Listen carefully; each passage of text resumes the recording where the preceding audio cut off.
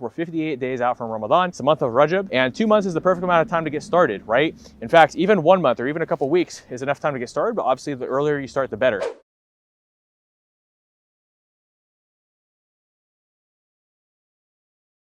Assalamu alaikum. How do you start working out before Ramadan starts? That once Ramadan comes around, you're used to working out, you're used to eating healthy, your energy levels are optimized, and so you're able to start Ramadan the right way, having the energy to be able to pray salat when it comes to tarawih, when it comes to focusing on your regular salat, when it comes to doing extra acts of ibadah. Because remember, Ramadan, your good deeds are times 70, so you want to make sure that your energy levels and your health are optimized going into Ramadan. The last thing you want to do is be tired, burnt out, and ultimately find yourself in a place where your health is limiting your energy and negatively impacting your success when it comes to being the best Muslim you can be, but also maybe affecting you at work. If you've ever noticed that during Ramadan, it's hard to focus at work, it's hard to get things done, it's hard to be productive because your energy levels aren't good, then we got to get your nutrition and your metabolic health dialed in now so that your energy levels are good when you start Ramadan. And maybe you just don't want to get fat. Maybe you don't want to lose your muscle. Maybe you just want to get into working out, or maybe you already work out. I'm going to be having a huge Ramadan series, so make sure that you haven't already, that you subscribe to the channel. And inshallah, let's dive in. Bismillah, let's talk about, this one's for beginners, how to get started with working out if you don't already work out before Ramadan. At the time I'm recording this, we're 58 days out from Ramadan. It's the month of Rajab, and 2 months is the perfect amount of time to get started, right? In fact, even 1 month or even a couple weeks is enough time to get started, but obviously the earlier you start, the better. So what are the basics of getting into working out? Well, if you've never worked out before, the best thing you can do is start strength training, okay? Now, how do you safely strength train? You don't just go heavy in day one, right? You need at least 4 weeks, possibly even 8 weeks, depending on where you're starting, to build up those foundations to get yourself in the right place. If you used to work out or you used to be athletic, you could probably build up that strength and stability within the first 4 weeks. If you've never touched a weight in your life, you've never been athletic in your life, you're probably gonna need a solid 8 weeks, which is, again, we're 59 days out from Ramadan, so what's that, like 56? So we have 8 weeks and 2 days, so you better start now. If you're watching this the day I posted it, and if you're watching it later, then start even earlier, right?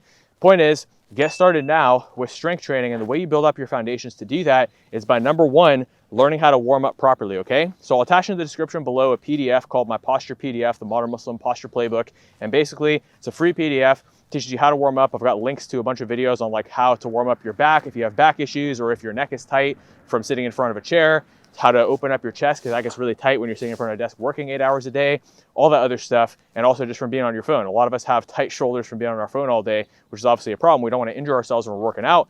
Teaches you how to warm up your hips so that ultimately when you do squats and stuff like that, you're not going to hurt your knees, your back, all that stuff. And then from there, we build up the basics, the basic foundations. So some of the basic foundations of working out are, number one, being able to do a squatting motion. Being able to do some kind of a squat is very important. And even just bodyweight squats is a good way to start building up. And then from there, we want to maybe add a dumbbell and do what's called a goblet squat, where you hold a dumbbell at your chest. And then eventually, after you've been doing it for 2-3 months, or again, if you have a foundation, maybe you could start in like 4 to 6 weeks with this, but doing squats with weights on your back. Okay, now if you have really tight shoulders, maybe you got to keep the weight in front of you, but the point is, squatting with weights is a great way to build up your body's strength in that area. Now, another thing is unilateral leg movements. So lunges, these are really, really important as well. And they're also very, very safe, and they teach you a lot of stability, which is great, so that when you're older, you don't have like balance issues. You're not like praying in a chair when you're 70, 80, but instead you have good functionality for your whole life. And we're building muscle, which is going to help your metabolism. Now, maybe you're watching this and you're a woman, you're like, oh, I don't want to get bulky. Don't worry. Even guys struggle to get bulky, and guys have 10 times as much testosterone as women. So you don't need to worry about accidentally waking up one day being bulky as a woman. You're just going to get toned. You're going to look good. Your metabolism's going to be faster. You're going to burn more body fat. Overall, everything's going to work better, inshallah, right?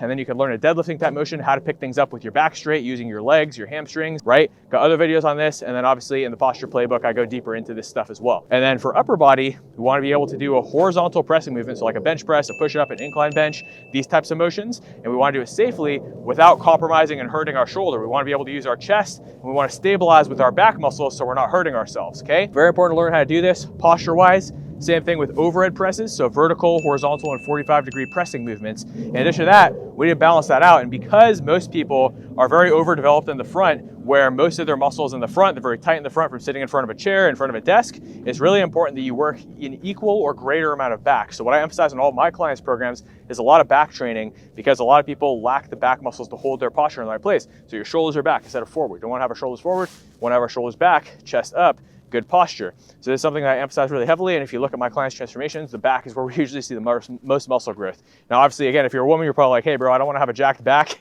I just wanna be toned, look nice. Don't worry, as a woman, it's very hard to get jacked, you know, especially naturally, which I always advocate for being natural. So again, don't worry if you're a woman, you're not gonna get bulky. And if you're a dude, yes, we can over time gain size, but it's gonna take, you know, time to build muscle. Muscle takes time to build. What you can reasonably expect when it comes to fat loss is 1 to 1.5% of your body weight lost per week, right? So let's say you weigh 200 pounds, you could lose about 2 to 3 pounds a week. That's reasonable. Obviously, if you're like 150 pounds, you more reasonably expect about 1.5 pounds of fat loss per week, and you can maintain muscle during that period as well. Some people lose weight a little faster, especially because you're going to lose some water weight if you're not eating healthy right now and you're all bloated and stuff, and you start dropping some of that bloat as you get healthier and fitter. But again, actual body fat loss, not just water weight, typically is 1 to 1.5% of your body weight when done safely per week, okay? Versus muscle growth can take longer. Again, you can gain a lot of muscular water retention, which is great, right?